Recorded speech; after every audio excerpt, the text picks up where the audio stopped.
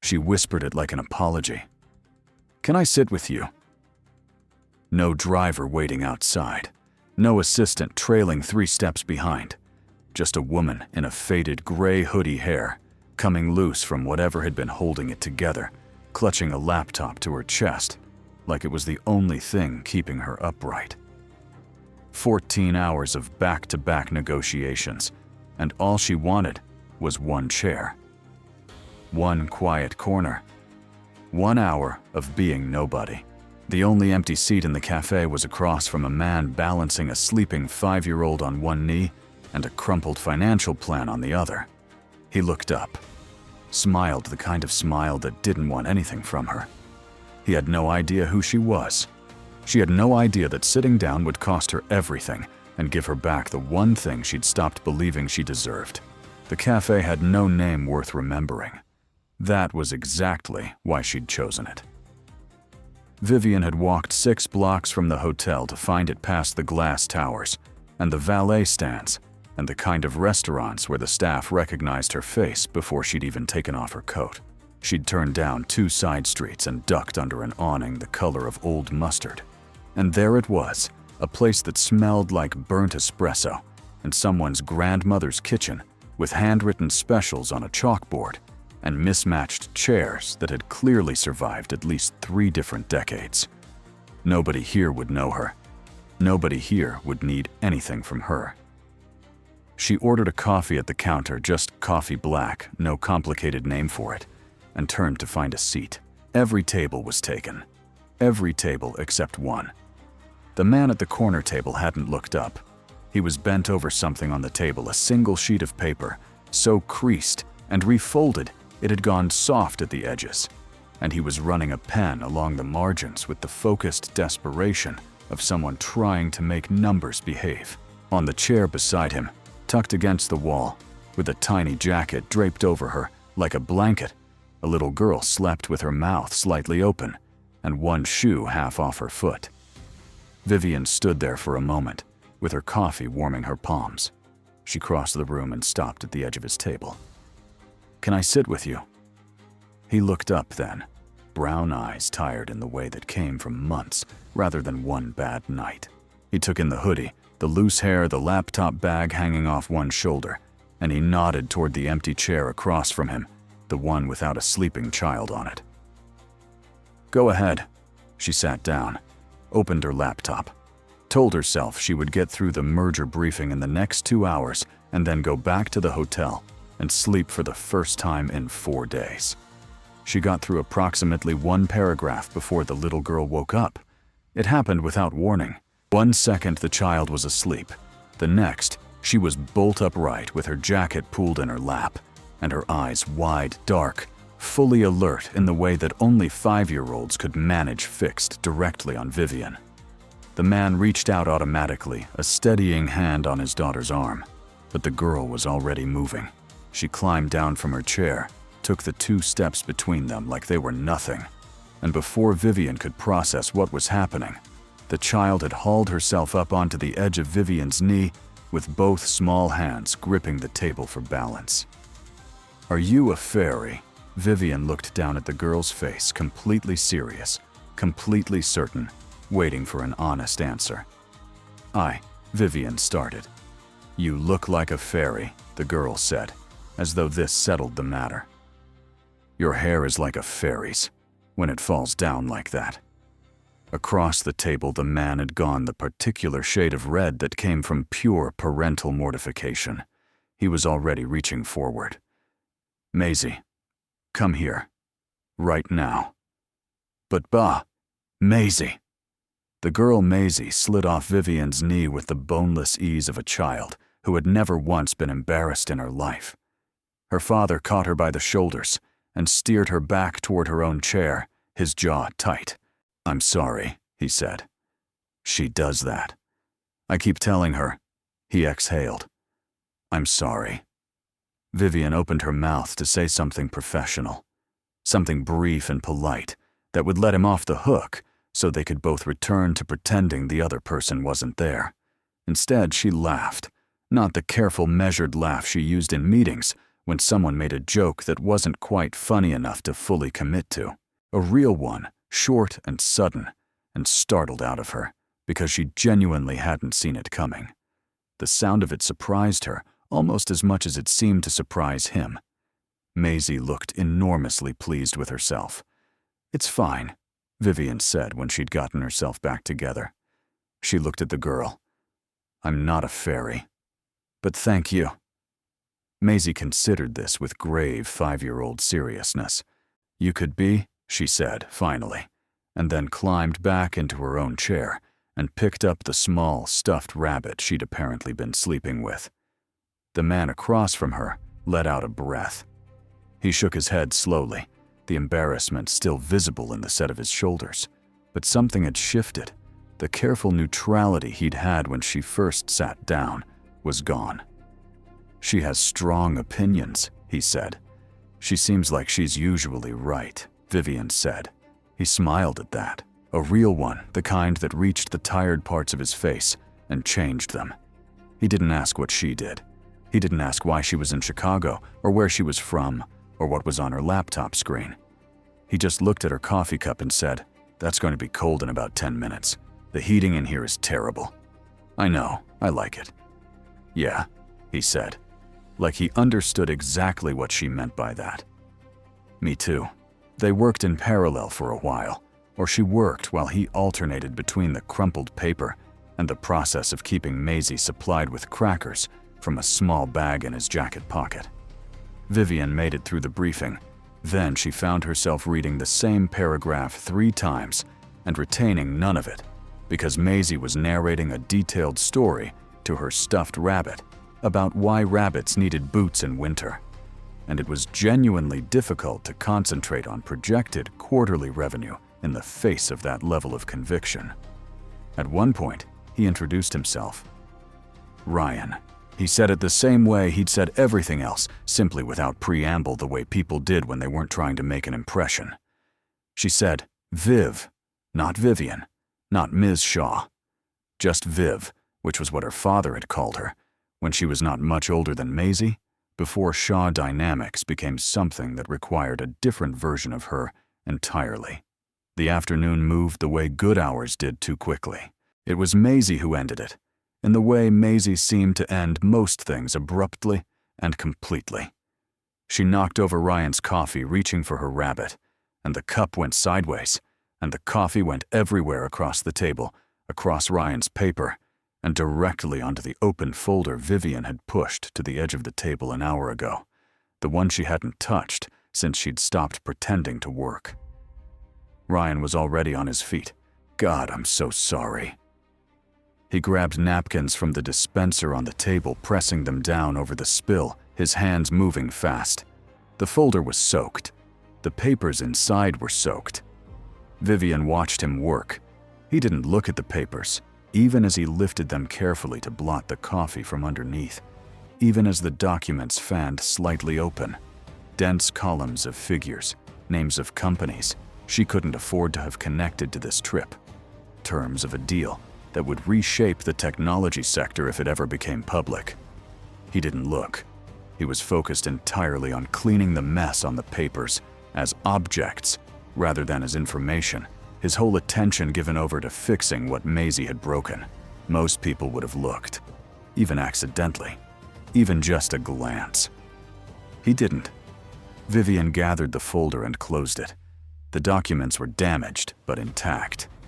She held them against her chest and watched Ryan coax Maisie into a proper apology, which arrived as a very small "sorry," directed somewhere in the direction of Vivian's left shoulder, and something settled in her quiet and unfamiliar. He had not tried to impress her. He had not positioned himself or asked useful questions or made sure she knew something about him that he thought she should know. He had simply been where he was doing what he was doing, and when his daughter caused a disaster, he cleaned it up without making a production of it. She had been in a room with some of the most powerful people in the country 3 hours ago. Not one of them had been this uncomplicated. "It's fine," she said again, and this time she meant it differently. Ryan looked up at her from across the table.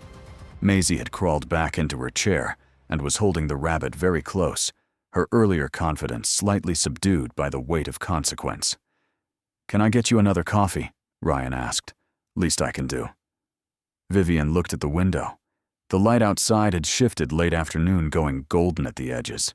She had a call in 40 minutes, a car waiting, a hotel room with 17 unread messages, and a draft statement for the board that still needed 3 more revisions. She looked back at Ryan. "Yeah," she said. "That would be good." She didn't tell him who she was. Later, she would try to identify the exact moment she'd decided not to, and she wouldn't be able to. It hadn't felt like a decision. It had felt like exhaling.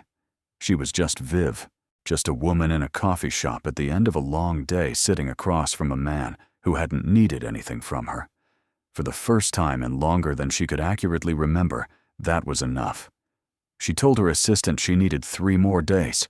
Her assistant, Diana Porter, who had worked for Vivian for 6 years and knew better than to ask unnecessary questions, said, "Of course," in the tone she reserved for things she absolutely intended to investigate later. Vivian gave her a revised itinerary built around supplementary merger negotiations and hung up before Diana could note that the original timeline had already accounted for every outstanding variable. The official reason was plausible. It was even partially true. The actual reason was that Ryan had mentioned at the end of that first afternoon that he and Maisie came to the cafe most days around 4. He'd said it offhandedly, the way people mentioned things they didn't know were important. Vivian had nodded and thought about it for approximately 18 hours before she went back. He'd looked up when she walked in. Maisie had waved with both hands. That was how it started. By the 4th afternoon, it had the quality of a habit that had always existed. Ryan would already be at the corner table with 2 coffees.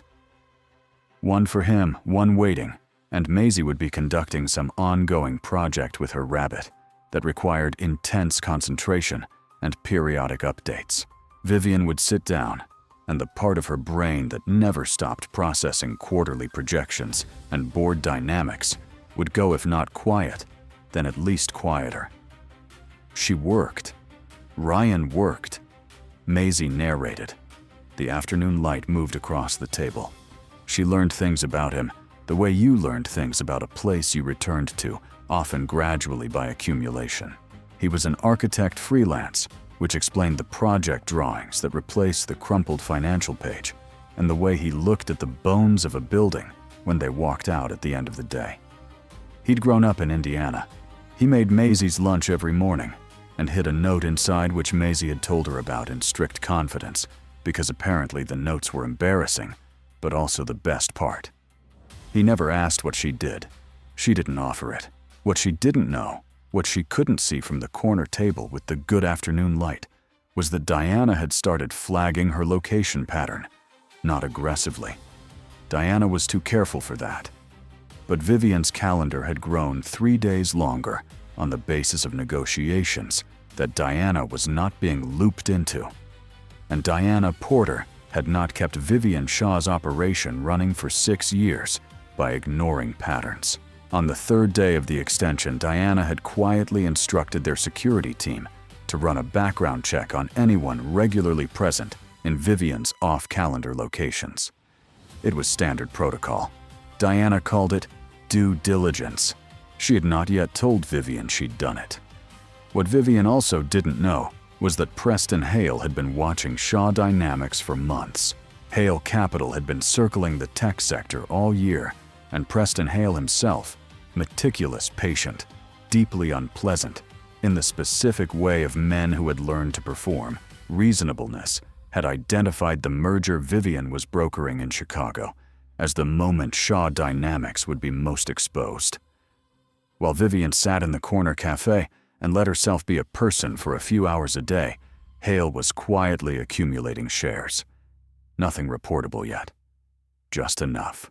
The first indication Vivian got that something was wrong came on a Thursday afternoon when her second phone, the one with the number only 5 people had lit up, with 3 messages in rapid succession from her head of investor relations.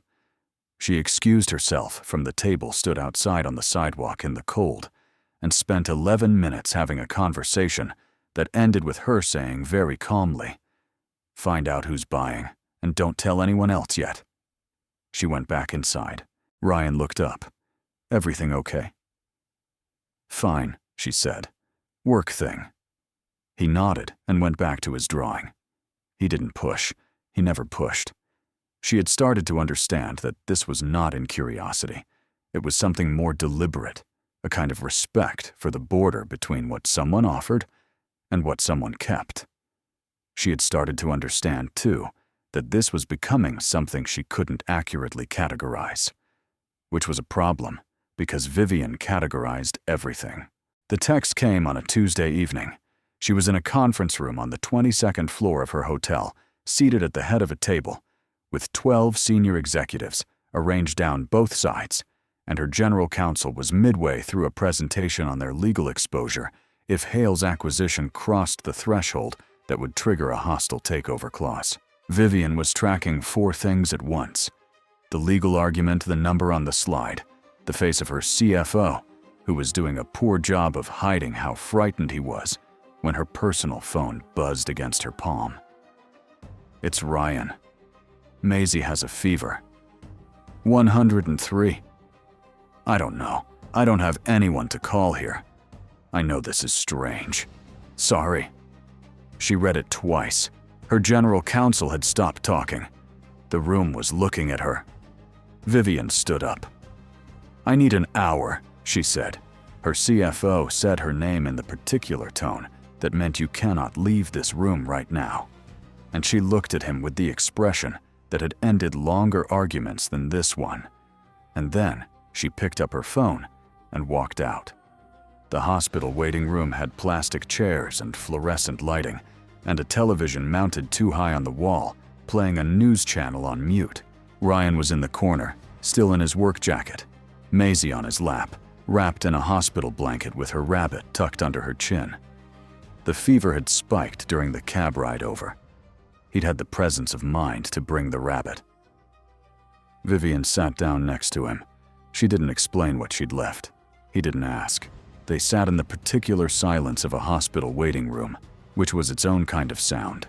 And after a while, Ryan got them both terrible vending machine coffee, and she drank hers without complaint. Maisie was seen after 40 minutes diagnosed with a respiratory infection, given medication, and pronounced worrying, but not dangerous. They moved her to a short-stay room while they monitored her temperature. She fell asleep quickly, the rabbit against her cheek, her small chest rising and falling in the slow rhythm of medicated rest. Ryan sat back in the chair beside the bed and pressed the heels of his hands against his eyes. "She's fine," Vivian said. "I know." His voice came out rougher than usual. Every time she gets sick, I think about..." He stopped. Let the unfinished sentence be what it was. Vivian didn't fill it in for him.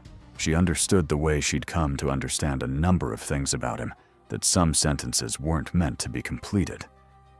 After a while, Ryan lowered his hands and looked at her across the sleeping figure of his daughter. The fluorescent light was not kind to either of them, but he looked at her, the way he always did, directly, without agenda, without calculation. "I don't know who you are," he said. "Not really. But I know you're a good person." She should have told him then. She could feel the truth of it pressing at the back of her throat. The name, the company, all $28 billion of context that made her something other than Viv in a gray hoodie who happened to be in Chicago. Her second phone rang. She held up one finger and stepped into the hallway 3 paces from the door. The call connected before she'd fully gotten the phone to her ear. "This cannot wait," her CFO said. "I'm aware. 10 minutes. "Vivian." I said 10 minutes. She kept her voice low and even. "Pull Hartman into the call and have the updated share figures ready. I am Vivian Shaw. I decide when we start." She turned back toward the room. Ryan was standing in the doorway. The look on his face told her everything about what he'd heard.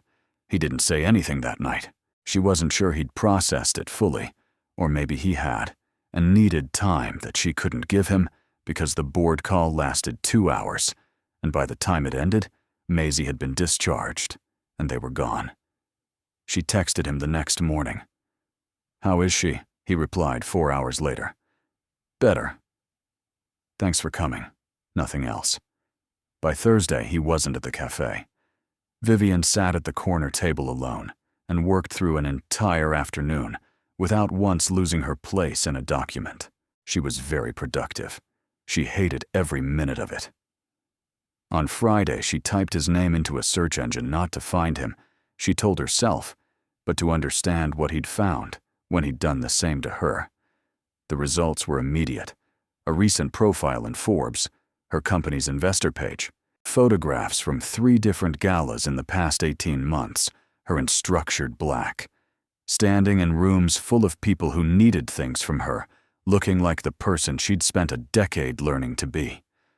Board announcements, a quote from an industry panel she'd spoken on in September. Her face, her name, her company's valuation, all of it public and indexed and findable in under 4 seconds.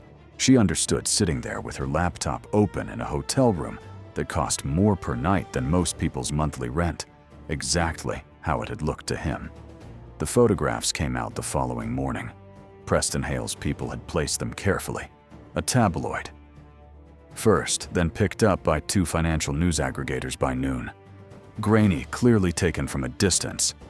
Vivian and Ryan in the hospital corridor standing close, her face half turned toward him, his hand briefly on her arm the moment before she'd walked away to take the call. The headline on the financial piece was the cruelest version of the story: Shaw Dynamics CEO's secret Chicago meetings raise questions about leadership focus amid market volatility. By afternoon, the stock had dropped 18%. Her board chair called and used the phrase temporary step back with such careful neutrality that Vivian had to respect the preparation that had gone into it. She told him she would call him in the morning and ended the conversation. Ryan's message came at 9:47 that night. "I saw the photo of Maisie in the hospital.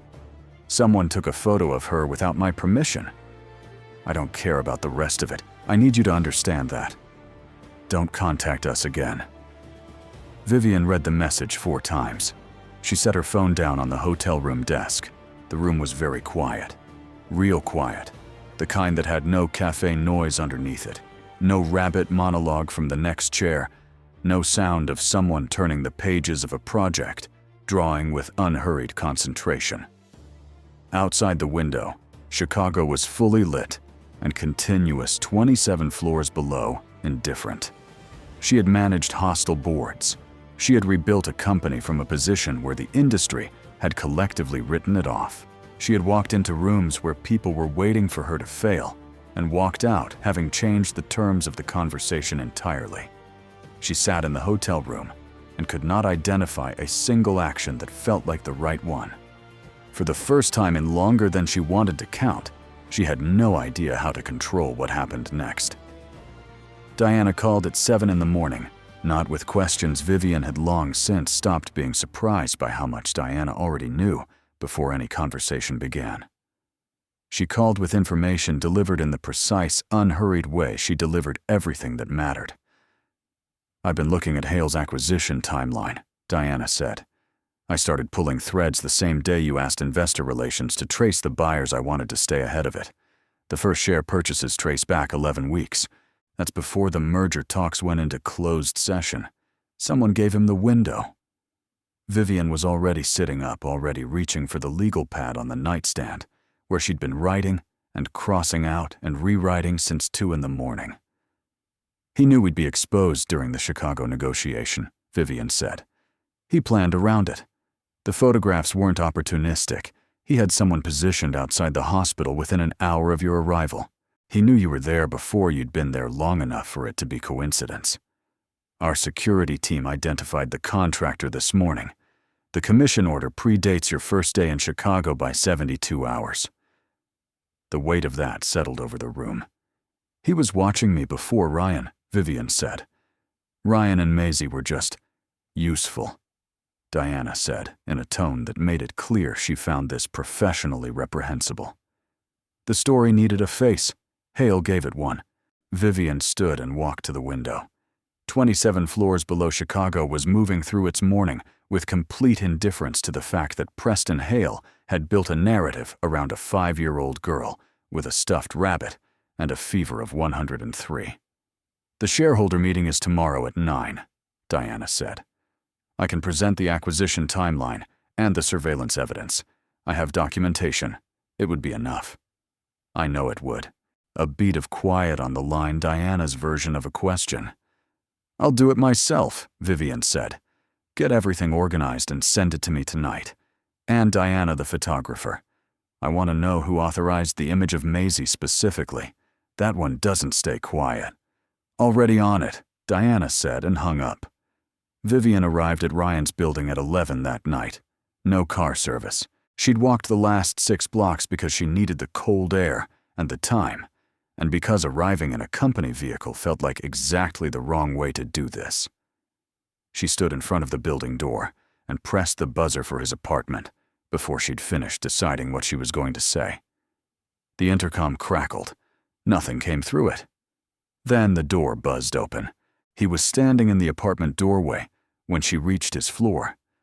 Arms crossed, not in hostility exactly, but in the careful way of someone who had prepared themselves for a conversation they weren't sure they wanted to have. He'd clearly been working late. There were project drawings spread across the table behind him, and a lamp on that made the rest of the apartment look warm in a way that felt like an intrusion on her part to notice. He didn't say anything. Neither did she for a moment. She just held out the folder Diana had couriered to the hotel 2 hours ago. He took it, opened it, read with the focused stillness of someone who processed things completely before reacting. The folder contained 11 weeks of Hale Capital share acquisition records. It contained the surveillance log Diana's security team had compiled, showing a car registered to a Hale Capital contractor parked outside Vivian's hotel on her first day in Chicago, before she had ever walked into that cafe. It contained the name of the photographer, the time-stamped commission order, and the metadata from the hospital image, which had been taken from the fire exit stairwell through a narrow window. Someone had stood in a stairwell with a long lens and waited. Ryan closed the folder. He set it on the table beside the door, without looking at it again, the way you set down something you needed to put distance between yourself and in order to think clearly. "He was following you before any of this," Ryan said. "Yes. So Maisie was never part of anything I chose," Vivian said. "I know that doesn't fix what happened, but I need you to know that I would never." Her voice held. "She was never collateral, not to me." Ryan turned and walked toward the window. His building wasn't tall enough to show the skyline, just the street below, and the lit windows of the building across from it, ordinary and close. "I'm not angry about the name," he said, without turning around. Vivian, I don't care about that." He turned then. "I'm angry because when I looked you up, I realized you had been sitting across from me every afternoon, and something was at stake for you that I knew nothing about. And I was just..." He exhaled slowly. "I was just a guy in a cafe." "No," Vivian said. "That's not what you were." She hadn't planned what came next. She'd spent the walkover trying to organize it into the kind of clean, defensible explanation she was capable of producing under pressure. Cause context, logical sequence. What came out instead was simpler and worse and completely true.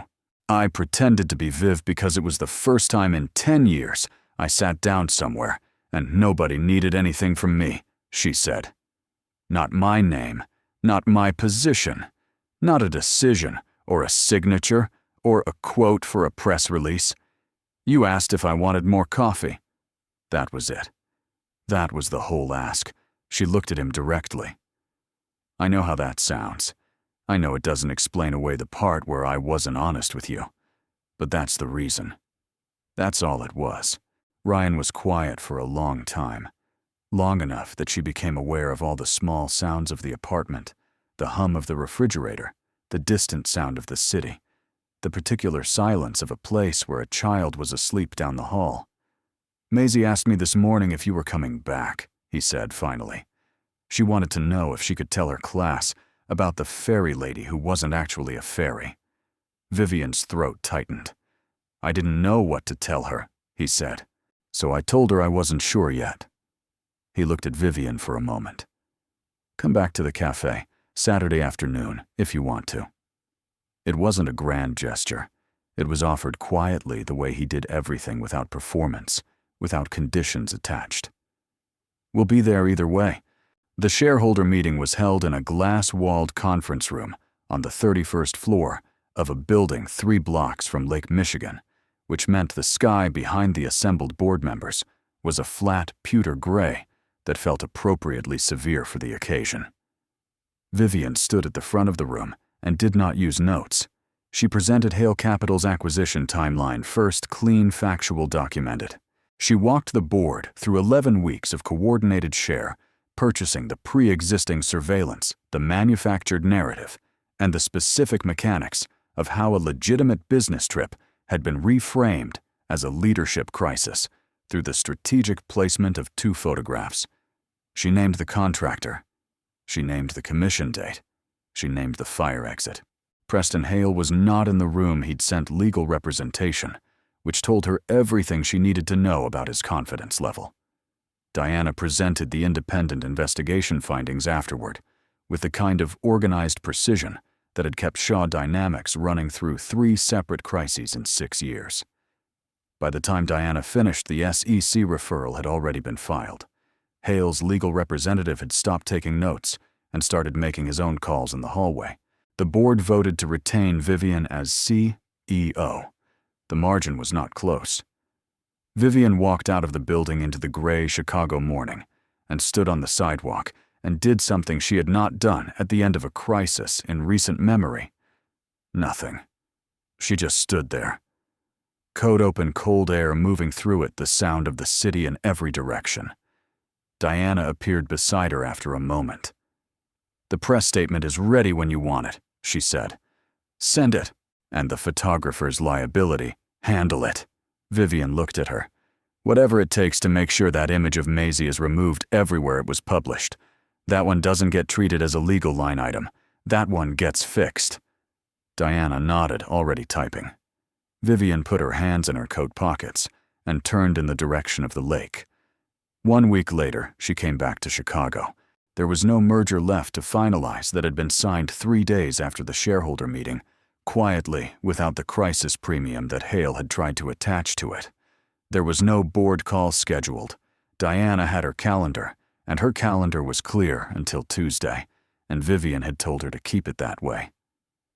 She walked the 6 blocks from the parking garage in the early afternoon, under a sky that was doing something uncertain between clouds and sun. She turned down the side street. The awning was still the color of old mustard. The chalkboard special was a soup she didn't recognize. She pushed the door open.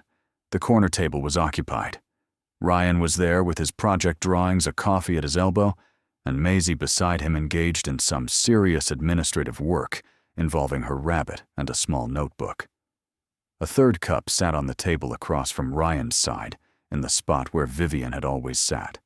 It was still steaming. Maisie's head came up first. The recognition was instantaneous. Her whole face reorganized itself into something incandescent. "Viv," she said it like an announcement. "Boss said you'd come. I told him to put the coffee there already." Ryan looked up from his drawing. He'd known she was there, she could see that. But he'd waited for Maisie to make the introduction, which felt entirely like him. He looked at the empty chair across from him, and then at her. "Can I offer you a seat this time?" She crossed the cafe. She set her bag down. She sat in the chair that had a coffee waiting in it at the table in the corner, in the cafe, with no name worth remembering, except that she had been remembering it precisely and completely for weeks. Maisie immediately began explaining to her rabbit that the fairy lady was back and would require a full briefing on everything that had happened since her absence. Ryan turned back to his drawing, but the line of his shoulders had changed. Something let go. In them, quiet and unhurried, the way things settled when they were returning to where they'd always been headed. Vivian wrapped both hands around the coffee cup. Outside, Chicago continued its ordinary business. Inside, the afternoon light moved across the table, the same way it always had, slowly, without agenda, making everything it touched look like it had been exactly where it was supposed to be all along. She was not the CEO of Shaw Dynamics in this chair. She was not a Forbes ranking or a board vote or a press statement sent at 8 in the morning from a sidewalk outside a glass building. She was just Viv. For the first time, she didn't feel the distance between those two things, like a debt she owed. They were both hers. She had just needed somewhere quiet enough to remember that. Maisie looked up from the rabbit's briefing and pointed at Vivian's cup. "You have to drink it while it's hot," she said, with the gravity of someone who had learned this the hard way. "Otherwise it gets sad." Vivian looked at Ryan. Ryan looked up from his drawing, caught the look on her face, and laughed, warm and unguarded, reaching all the way into the tired corners and changing them for good. Vivian drank the coffee while it was hot. It was, she thought, an excellent place to start.